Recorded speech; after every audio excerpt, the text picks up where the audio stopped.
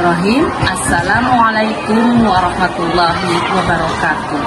Bapak, Ibu dosen penguji, uji kinerja yang saya hormati. Perkenalkan, nama saya Oda Sauda.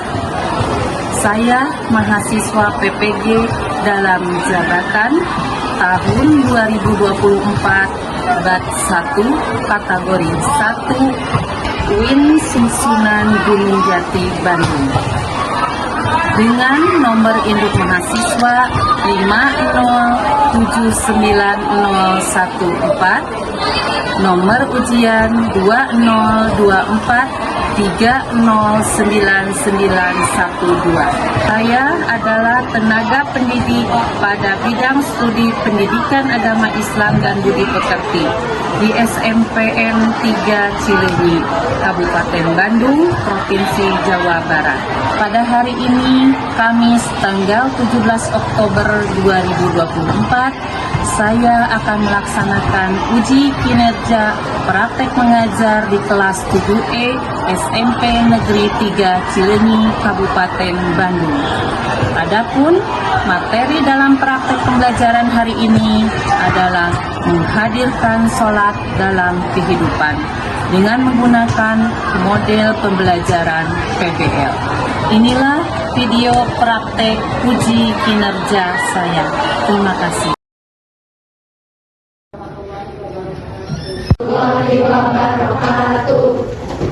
Baik anak-anak, alhamdulillah kalian dalam keadaan sehat hari ini? Alhamdulillah. Sehat ya. Kalian patut bersyukur kepada Allah karena sampai saat ini kalian masih diberikan kesehatan. Tapi sebelumnya kita berdoa dulu.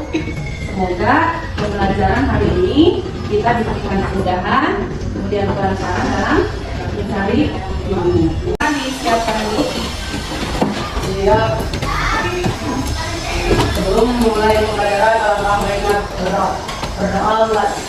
Bismillahirrahmanirrahim.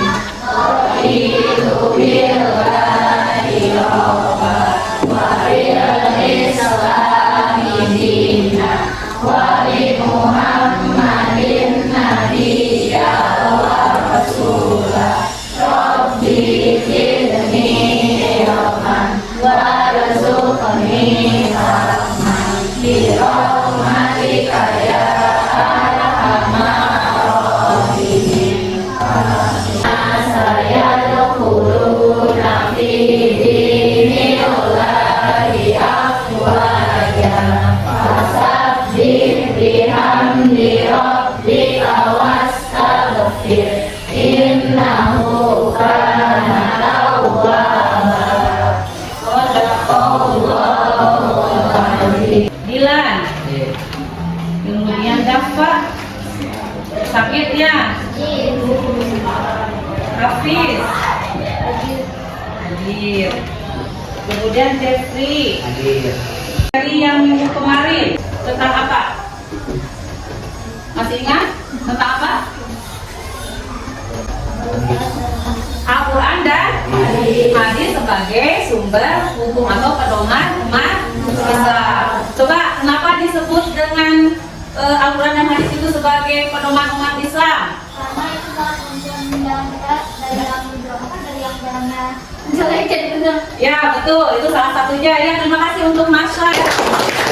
Ada lagi coba? Ya betul. Ya betul. Jadi di dalam terima kasih ya untuk Sasra.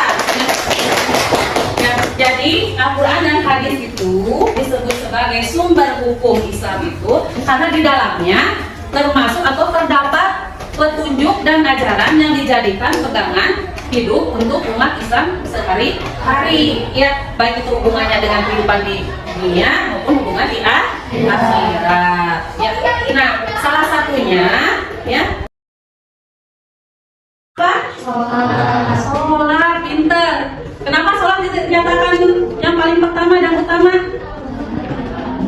Karena betul ya, sholat merupakan tiang agama atau fondasi awal kita dalam menghadapi atau menjalani kehidupan ini. Nah, kita akan mempelajari tentang menghadirkan sholat dalam kehidupan. Materi pokoknya yaitu hakikat sholat berdasarkan Quran surat Al-Ankabut ayat berapa? 45 ya. Nah, tujuannya ya, setelah mengikuti pembelajaran ini ya, Ibu harapkan kalian yang pertama nih mampu mendeskripsikan makna sholat dengan lengkap. Sholat apa coba? Artinya apa? Nur? Doa menurut bahasa. Atau apa lagi? Salah satunya dari suatu bentuk ibadahnya. Apa lagi coba? Menurut istilah apa? Betul. Ucapan dan perbuatan yang diawali dengan takbir dan diakhiri dengan salam. Kedudukan sholat bagi umat Islam itu seperti apa? Kedudukannya sebagai kewajiban. Kemudian tadi sebagai apa? Fondasi. Ya, banyak ya perintah tentang sholat dalam ayat Al-Quran. Ya, salah satunya dalam Quran surat Al-Baqarah ayat 43. Ya, wa aqimis sholat wa atuz zakat warka'u ma'ar raki'in. Ya, diwajibkan untuk kita untuk apa? Untuk melaksanakan sholat, kemudian menunaikan zakat, warka'u ma'ar raki'in, rukulah bersama orang-orang yang ruku. Ada video dulu, kalian nanti cermati, kemudian lihat ya ada apa dalam video tersebut, gitu ya. Nanti bisa kalau yang tidak pahamnya, nanti kalian bisa tanyakan atau nanti kalian bisa memberi kesimpulan dari video tersebut ya. Atau mau ini dulu, biar semangat, mau ice breaking dulu, boleh. Kita berdiri dulu atuh ya.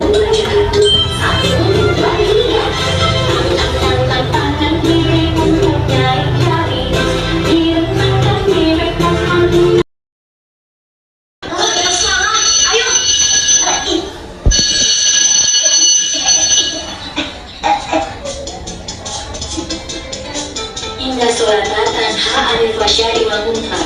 Artinya, sesungguhnya sholat itu mencegah perbuatan keji dan mungkar. Artinya, kalau orang sholat tidak akan berbuat keji. Jadi kalau sering cari binatang, pasti sholatnya itu belum benar. Ada yang beri komentar atau menyimpulkan apa isi dari video tadi? Coba. Ada? Silakan. Ya, boleh. Salsa. Kesimpulannya dalam video tadi, Ya. sholat itu menjauhkan kita dari perbuatan buruk. Betul. Sholat itu mendekatkan kita kepada Allah. Betul. Yang kedua, kemudian Dan juga sholat dapat mengatur segala waktu kita jika kita dapat mengatur sholat tersebut. ya berarti mengajarkan kita disiplin. Terima kasih untuk Salsa. Ya. Ada lagi yang mau menambahkan? Silakan. Video tersebut kan kayak ada satu yang suka ngiring hewan ke lempar batu kan. Nah, katanya kan di situ disebut dalam sholat itu kan Ya. apa sih? Kalau misalnya kita tetap sholat, tapi kita tetap kayak kerjaan sama Ya. berarti sholat kita kan.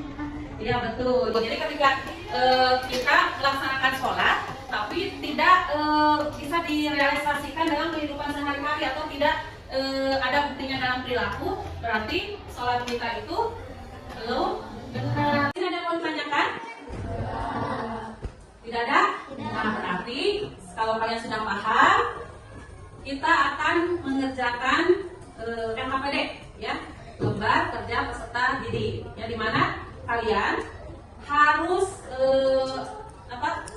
secara berkelompok, jangan pribadi ya, mengerjakannya kan namanya juga berkelompok. Berarti otomatis kalian secara berkelompok harus bekerja sama ya, yaitu mengenai apakah benar nih dalam Quran surat Al-Ankabut ayat 45 itu menerangkan bahwa kalau kita sholat bisa mencegah dari perbuatan keji dan mungkar. Kemudian apakah benar nih ya dalam sholat itu mengandung doa? Ya, nanti buktikan kalian sudah beres. Nanti kalian bisa tampil ke depan ya, mempresentasikan hasil diskusi kalian ya. Silakan menggunakan bahasa kalian ya, itu nggak usah terpaku pada materi yang ada di LKPD. Nanti ibu dulu ya, dilihatin cara-caranya biar nanti tidak salah dalam pengerjaannya. kartu soal dengan kartu jawaban ya. Nanti kalian tinggal tempel sesuai dengan kartu soal. Buatkan keji dan munkar. Nanti ini termasuk surat atau semuanya? Surat ini semuanya ya. Jadi penilaiannya itu kan ada penilaian kelompok, ada penilaian di mana tuh ini individu gitu. Kelompok 1 akan mempresentasikan hasil kerjasama kami, yaitu mengerjakan kedudukan sholat dalam kehidupan atau bagaimana sholat berdasarkan Quran surat Al-Ankabut ayat 45. Yang pertama, saya akan menjelaskan makna sholat berbeda doa. Setiap ucapan dan gerakan sholat. Kami dari kelompok 2 akan mempresentasikan hasil kerjasama kami, yaitu tentang kedudukan sholat dalam kehidupan atau hakikat sholat berdasarkan surat Al-Ankabut ayat 45. Tujuan Quran surat Al-Ankabut ayat 45. Mengapa sholat bermakna doa? Setiap ucapan dan gerakan sholat mengandung serangkaian doa. Dari mulai takbiratul ihram sampai salam di dalamnya mengandung bacaan doa. Kami dari kelompok 4 akan mempresentasikan tentang LKPD PAIBP, kedudukan sholat dalam kehidupan atau hakikat sholat berdasarkan Quran surat Al-Ankabut ayat 29 ayat 45. Tujuan pembelajaran sesuai mendeskripsikan makna sholat dengan lengkap dan luas. Tadi yang kelompok 1, kelompok 2, kemudian sampai kelompok 5. Kira-kira apa yang belum kalian pahami? Tentang apa coba? Ada yang belum dipahami? Semuanya sudah paham? Keji dan munkar. Contoh perilaku keji dan munkar. Coba arti dari keji dan munkar apa? Perilaku keji apa? Ada yang tahu di sini perilaku keji? Perilaku keji termasuk apa? Perilaku atau dosa besar. Ini apa salah satunya, yaitu syirik. Terlihat tidak? Terlihat. Sholat diartikan dengan apa? Berasal dari bahasa Arab, yaitu sholat. Yang artinya apa? Doa.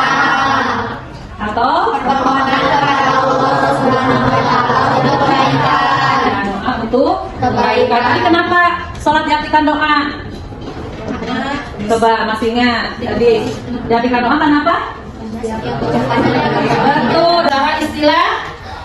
Nah, ya, serangkaian ucapan. Betul, mengandung ucapan? Betul, ya, dari niat ya. Kemudian bacaan, takbir, iftitah, yaitu ucapan. Kalau tindakannya seperti apa? Gerakannya, betul. Coba dalam sholat gerakannya apa saja? Takbir, kemudian pintar, sujud, kemudian duduk di antara dua sujud, kemudian tahiyat, kemudian salam. Ya, itu termasuk gerakannya. Kalau ucapannya yaitu bacaan. Baca kan ya? Yang satu bentuk syukur, alhamdulillahirabbil alamin. Artinya apa? Puji syukur. Nah, sekarang kita baca bersama-sama. Tadi hakikat berdasarkan Quran surat Al-Ankabut ayat 45. Coba siapa yang mau memimpin bacaannya bareng-bareng? Coba. Mau Michelle atau siapa? Mau Salsa? Michelle katanya. Tahu dulu bareng-bareng. Nah,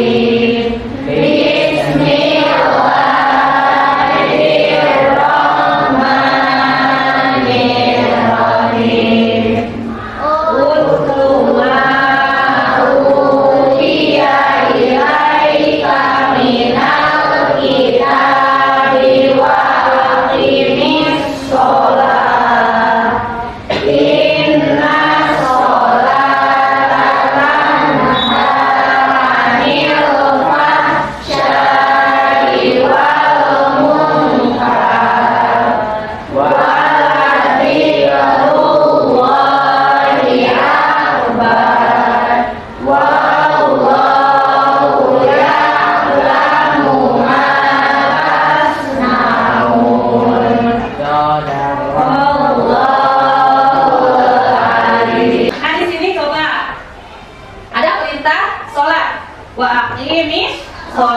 Berarti ini perintah atau kewajiban kepada kita sebagai umat Islam. Kita umat Islam bukan? Kalau ya berarti harus melaksanakan sholat. Ya. Kemudian inna sholat tanha anil fahsya'i wal munkar. Artinya apa? Sesungguhnya sholat itu mencegah dari perbuatan keji dan munkar.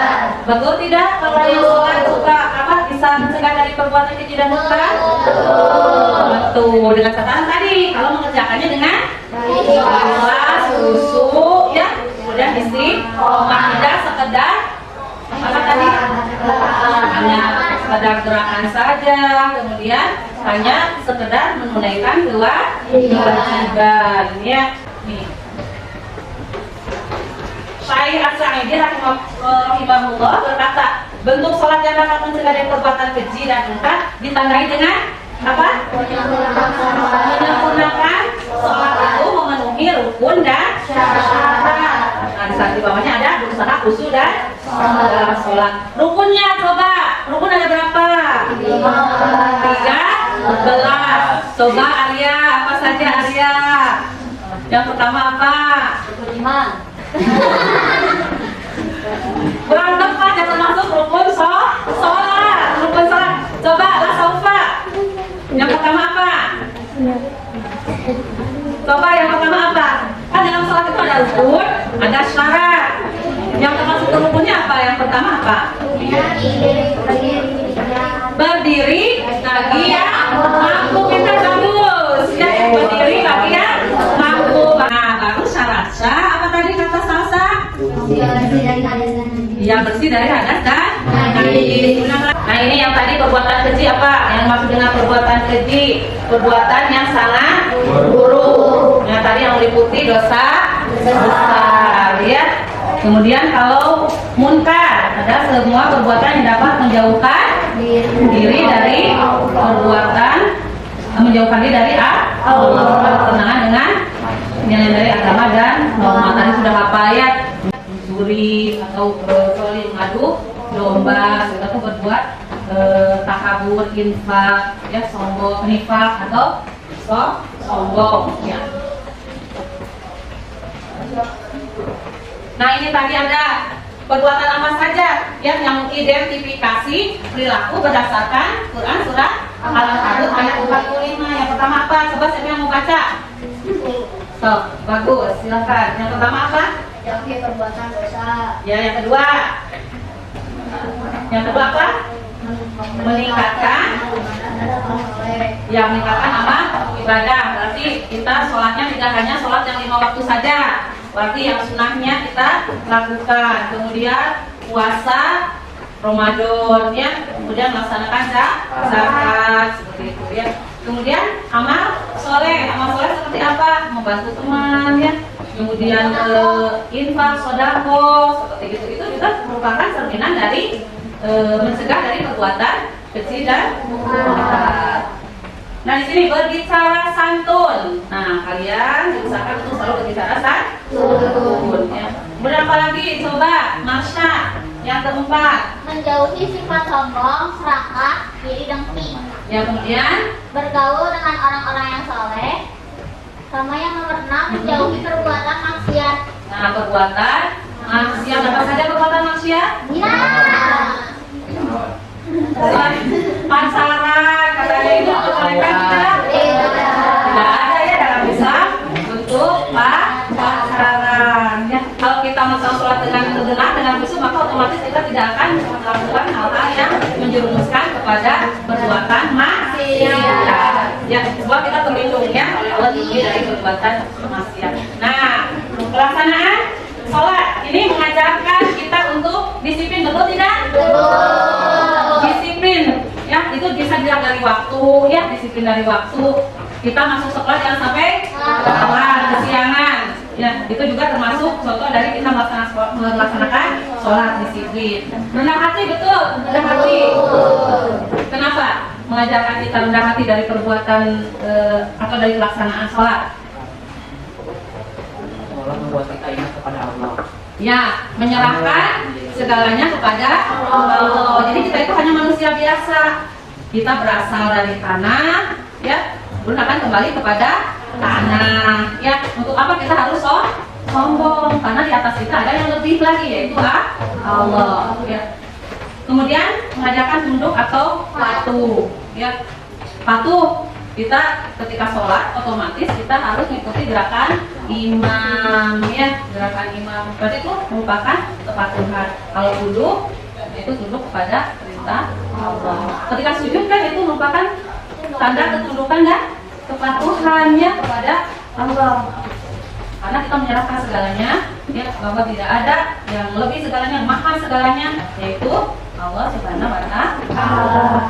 Kemudian mengajarkan sikap ikhlas. Ya. Kalau kita sudah ikhlas, maka akan segalanya akan terasa gampang, terasa enteng. Ya. Dalam pembelajaran materi hakikat sholat berdasarkan Quran surat Al-Ankabut ayat 45. Jangan lupa untuk minggu depan kalian pelajari tentang pembuatan quotes, yaitu kata mutiara. Nanti kalian di HP, di Canva itu membuat quote yang hubungannya dengan inna sholata tanha anil fahsya'i wal munkar, bahwa perbuatan menjauhi perbuatan dari keji dan munkar. Yang bisa di-share ke teman, kemudian nanti diberi sama teman kalian bisa diberi arahan atau diberi masukan sekiranya itu ini kurang pas sebetulnya. Berarti minggu depan kalian siapkan dengan kelompoknya kata-kata yang bagus, ya, yang membangkitkan semangat, dan quotes itu kata mutiara ya, yang membangkitkan semangat kalian sehingga orang lain itu terpengaruh untuk melakukan sholat sehingga menjauhi dari perbuatan keji dan ya. Tapi sebelumnya silakan untuk dipimpin doa dulu, ya. Baiknya berdoa dulu. Berdoa mulai.